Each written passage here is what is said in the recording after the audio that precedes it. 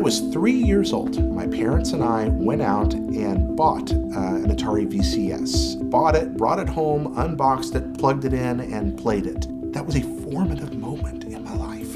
There was a world inside that little box, and then we put another cartridge in, and there was another world, a different place to go. After that, there was no going back for me. I was trapped inside that little screen in some way for the rest of my life. I wanted to go explore and find new things there.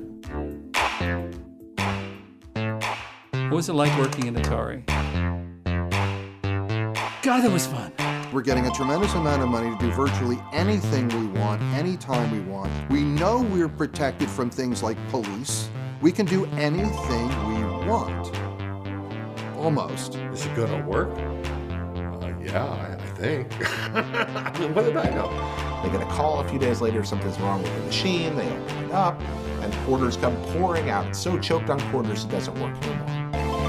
Wow. The machine failed, but because of too much money. You know, that was a good kind of failure.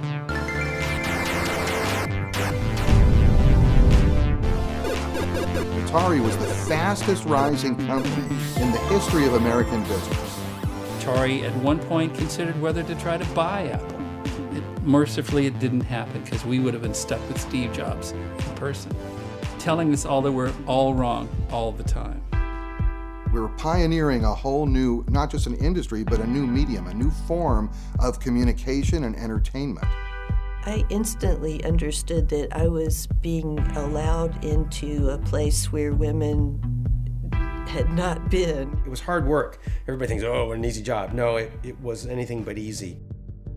Movies, they have credits. We want to have credits. We were starting to realize that they're making lots of money off these games. You are just making a product. You're not an artist. You're not a Steven Spielberg. We used to kid at Activision. We would do a game. We'd do it in 5 months. We'd throw it up in the air, and millions of dollars would fall on the ground. And everyone figured that out. Bing, bing, bing, bing, bing, higher and higher and higher. And they thought, this is going to go on forever. We'll see how long this thing runs before it goes boom. In the course of 2 years, it all disappears. Welcome to the Obsolete Gamer Show, where retro gaming goes prime time. And this is a prime example of that today. I am Jay Ailerock, and today we're talking World 1-1 with the filmmakers Jeanette, Garcia, and Daryl Rodriguez. Thanks for coming on the show, guys. Oh, thanks for having us. All right, so last time we were talking about the Kickstarter. So, I mean, this film was just, you guys wanted to make it. You guys were raising the money. But now we're talking about a long time later. You guys just had your film put on Steam. You guys have had it released. You've had the viewing party, everything. I mean, how has that, been like the whole releasing a film? I mean, like that must be a great achievement to get that point from where you were raising the money to actually being, having it out there. Yeah, definitely. It's been a journey. I think the hardest part has been sort of getting the film out there, marketing it and whatnot, but actually having people watch it and get the feedback has been incredible, especially that screening in San Francisco where we had everybody, most of the cast there was unforgettable, seeing their reactions and then hearing afterwards what they thought about it. In the beginning, when you were like raising the money with the Kickstarter, was there a point where, you were worried about exactly how to get your message out there? Because there was, at that time, there were other films out there. And with World 1-1, you're telling a great story. And even though I didn't get to go see the premiere itself, I got to see it online. And, with a lot of great films, with the documentary style, you get a lot of interviews, you get to see the history of gaming, which is the story that you were telling. But were you worried perhaps that, it'd be harder to convey the story that you were trying to tell to people when you were doing the Kickstarter?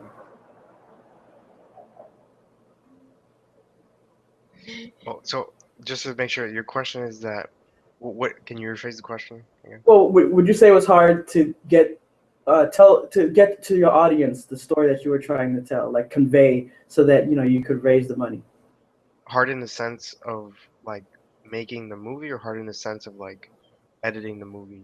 No, Trying more to, as far as pitching it to raise the money, because like a lot of times that seems to be the hardest part when you're doing a Kickstarter, is trying to get your message across of what you're trying to do, so you can get people interested.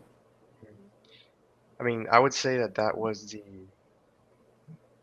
I mean, there was really, to me, there was two difficult stretches, right? And the first difficult stretch was the Kickstarter, the crowdfunding campaign, and then there was a period of like, actually, we started filming pretty much right away, and then after that, there was a period of like little activity, I guess, and then there was a period where the movie was edited in like a 4 month period or something, and Oh that was the wow. other hard part of the whole thing.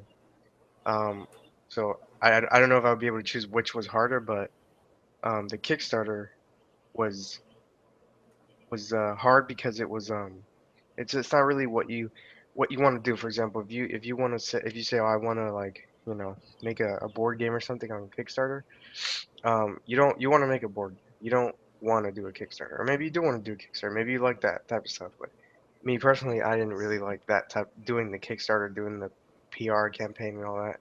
So that was hard for a different reason. And it was mostly, I don't think it's the story that was problematic, because we did get interest in that.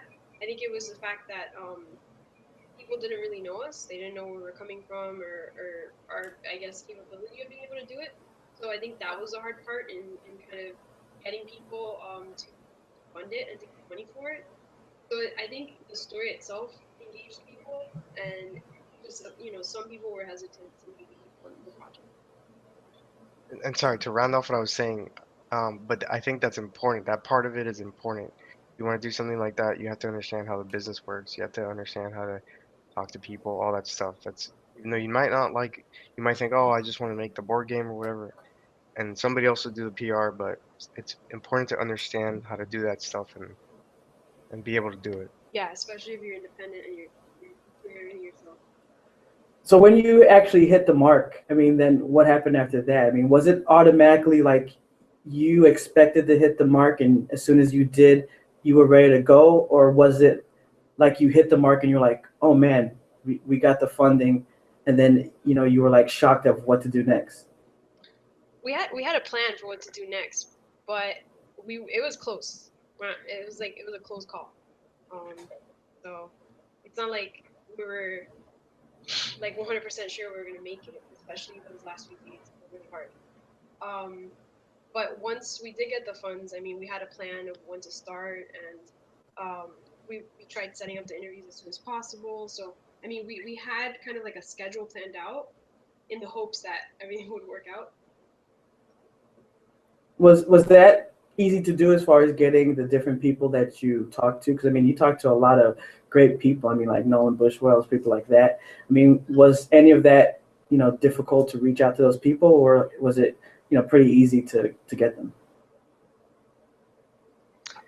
Sorry. Oh, I want to say like we had a like an initial list of people, and then we got about like, I don't know, 50% of them or 75 or something, and then those people that we got us in touch with other people. So we didn't get everyone we wanted, but we got other people through the people that we got, right? So people like Nolan Bushnell, it wasn't hard. And I want to say that we got lucky when he said yes, because there's a very easy chance that he could have said no. Because other people, we had recommendations already. It's like, oh no, sorry, Nolan's doing it. Then another person would be like, well, I'll do it too. But getting Nolan was the first person that said yes. That was, I think that was like the only, not the only one, but like that was, it was what like set things up for us. Exactly. Was it kind of like a card? It's just almost like an invitation card. It's like, hey, Nolan said yes, so you gotta say yes too. Yeah. Pretty much. And Al jumped on board too, probably because Nolan was doing it. Now, I mean, you don't have to say any names, but was there people that said no that you wanted to have? Yeah. Oh yeah. More so not because they were against the project or anything like that. It was more because either they were really busy and their schedules didn't permit it, Some of them were a little reluctant because they didn't want to be on camera. They were kind of shy. So there was different reasons, but we didn't get like a no because of what we were doing, which was comforting. Like most of them were very encouraging and motivating about it. They just didn't have much time to be able to, set up filming and stuff like that with us. Yeah, I mean, I would also say like you gotta think like this was 30 to 40 years ago, right? The events that we're talking about. So the in 30 to 40 years, like people, you know, Yeah, they get into other they lived their fields. lives. Yeah. Like they did other stuff or they did more games or whatever. But you know, people when you talk to them, they're like, oh, they want to talk to me about something I did 30, 40. Yeah. Yeah, sometimes it's like you're like, hey, I want to really talk to you, and you think, and they might have like a mobile division that they're running, and then you're like, I want to talk to you about this thing 30 years ago. They're like, again, someone might just talk to them about an article, and you're like, oh my god, I want to move on, right? Yeah. But I mean, after they start, I mean, they see what you're doing, though. I mean, then they're receptive because they see that you're doing it, for a worthy project, right? Yeah. I mean, most of them, that's how they felt. They felt that we're doing something that needed to be done, and they were pretty supportive of it. I also think that judging from the premiere in San Francisco, that a lot of people, my theory is that a lot of people didn't realize the whole idea of like, oh, this is like, I'm glad that this is like out there or this is like on film or whatever. I think a lot of people didn't realize that until they saw it. Yeah, we got that reaction, especially in San Francisco. They were happy that we had gone through, and done this, and gone out there and talked to them and had documented this, had a record of it. As far as the storytelling premise, 'cause I love watching documentaries. So I've watched, different kinds. I've seen, like the war ones. I've seen the ones about personal stories, the ones that try to be funny, the ones that are entertaining, and the ones that are like super, super dry. In terms of like when you guys want to tell a story, I saw like how, you convey the interviewing part, the educational part, the storytelling part. Overall, like, how did you craft your story for your documentary? Do you want to answer that? Well, I mean, a lot of it came from, we were really inspired from Tristan Donovan and his book, Replay. And so, I mean, initially we wanted to kind of tell the entire story, but then we quickly realized that it's just not really the best idea for one film because there's just so much depth to it, so many people involved to make all those things happen. So we saw that Atari was sort of a very interesting story to tell, and basically we broke down the story into chapters, certain specific chapters, and tried to frame the storytelling in that way.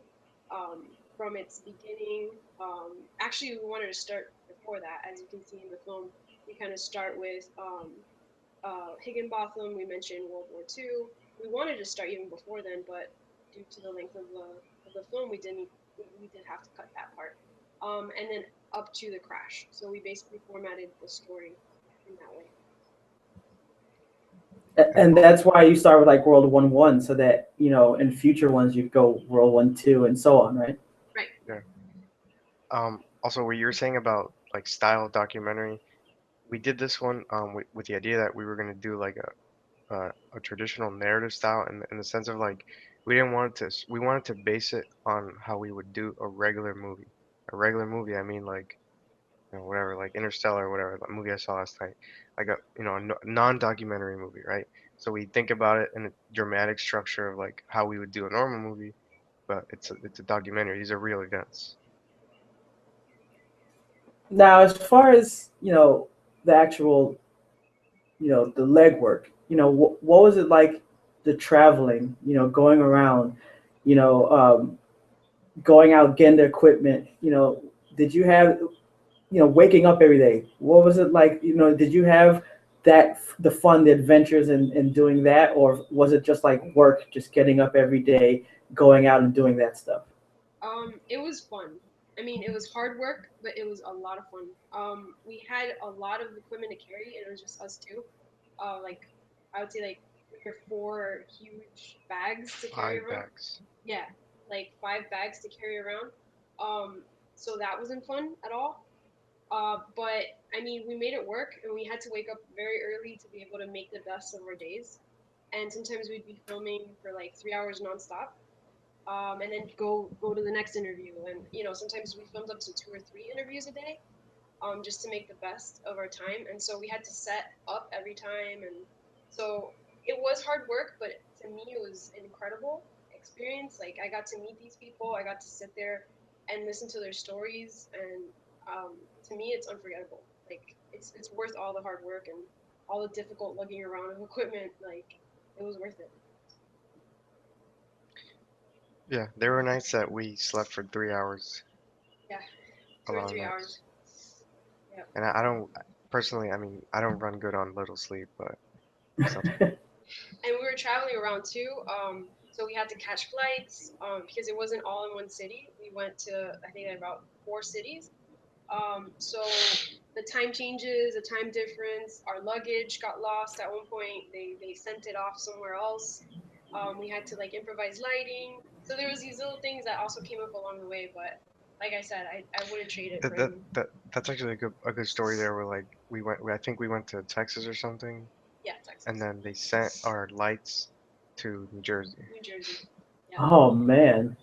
So we didn't get them back until like the following day. We had to go to the airport, pick them up. As far as interviews, I mean, obviously, as far as maybe who you talk to that you really want to get or that gave you information, you may have that as like a favorite. But was there one that maybe behind the scenes that just meeting them, or do you have a story of someone that you interviewed that was like fun or really interesting? All of them. I was expecting an answer like that. That's why I was trying to think, like, how can I tailor this question? Yeah, no, all of them. I mean, the majority of them invited us to pizza after, so we got to like just hang out and talk like off camera with them. So that was pretty nice. Yeah, we had a lot of pizza. Like, everyone invited us to pizza. Even homemade pizza. Yeah, homemade pizza. Thanks to Owen. Who gave you homemade pizza? Owen Rubin and his awesome wife. Incredible, super hospitable. Jacob, I think. Yeah, Diane Jacob. Shout out to her. Awesome pizza maker. She has a book, I think. Yeah, she has a book. She cooks, and she cooks good. Awesome. Oh yeah. Yeah, and the pictures. I mean, that's gotta be cool because I mean, one of the reasons I like interviewing people is not just being able to meet people, talk to people, learn about them, but you get just ideas and stories from them as well. So when you went and got pictures and meeting all these people, you get to learn a little bit about them as well, besides just a question you're asking for the film. So, I mean, you got to actually hang out afterwards. So that must have been a great experience in itself. Yeah, most of them were free after. Nolan was a bit of a rush because he had a meeting to go to, so we didn't get to hang out too much with him, but we did hang out with Al, Owen, Donna, like quite a few of them were very open to just relaxing afterwards and getting to know us too. Like, they asked us a lot of questions about us and like where we came from and why we were doing this. So it was pretty cool to get on that level with them.